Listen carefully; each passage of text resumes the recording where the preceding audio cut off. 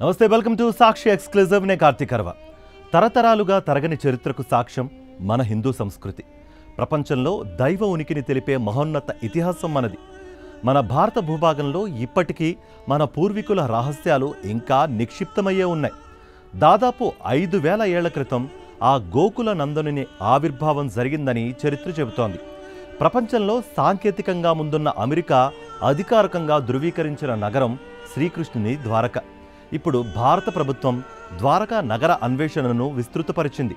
ఇటీవల 2 దశాబ్దాల తర్వాత archaeological survey of India Gujarat Dwarka తీరంలో సముద్ర గర్భంలో పరిశోధనలు ప్రారంభించింది. 5 సభ్యులున్న ఈ బృందంలో తొలిసారిగా మహిళా ఆర్కియాలజిస్టులు కూడా ఉండడం విశేషం. అండర్ వాటర్ ఆర్కియాలజీ పరిశోధన ప్రాధాన్యత ఇప్పుడు మరింత పెరిగింది. ఎందుకంటే గత సంవత్సరం ఫిబ్రవరిలో ప్రధాని నరేంద్ర మోదీ బీచ్ వద్ద స్కూబా డైవింగ్ చేసి నీటిలో మునిగిపోయిన ప్రాచీన ద్వారకా నగరంలో ప్రార్థనలు కూడా చేశారు. దీంతో ప్రపంచ మీడియా దృష్టి ద్వారకా నగరంపై మళ్లింది.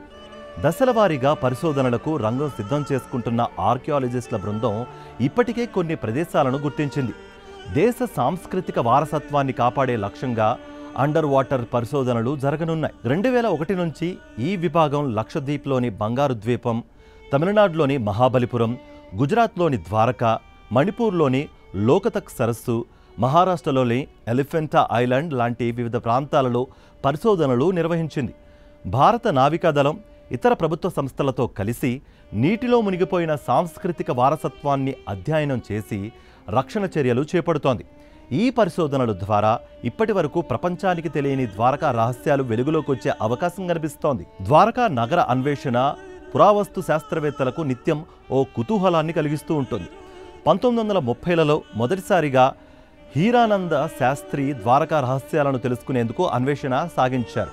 1963లో జేఎం నానావతి, హెచ్డి సంకాలియా ఆధ్వర్యంలో మొదటిసారిగా ద్వారకలో తవ్వకాలు జరిగాయి. 1969, 70, 1983, 90ల మధ్య సముద్ర గర్భంలో ద్వారకా అవశేషాలను, అప్పుడు వినియోగించిన కొన్ని వస్తువులను సముద్ర పురావస్తు శాస్త్రవేత్తలు గుర్తించారు. చివరిగా 2005, 2007లోనూ యుఐబి ఆధ్వర్యంలో అన్వేషణ జరిగింది. వీరంతా సముద్ర గర్భంలో ప్రణాళికాబద్ధంగా నిర్మించిన ఓ నగర అవశేషాలు, అద్భుతమైన నిర్మాణాలు ఉన్నాయని తేల్చారు. శ్రీకృష్ణుడు నిర్మించిన ద్వారకా నగరం సముద్రంలో మునిగిపోయిందని పురాణాలు చెబుతున్నాయి.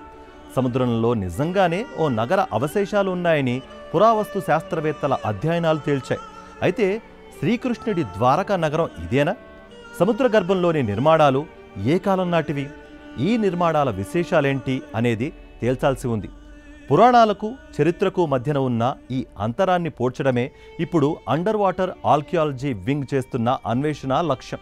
దశల వారీగా ఈ కార్యక్రమాన్ని చేపట్టనున్నట్లుగా ఇప్పుడు ప్రాథమిక అధ్యయనం కోసం గోమతి నది సమీప ప్రాంతాన్ని ఎంచుకున్నారు.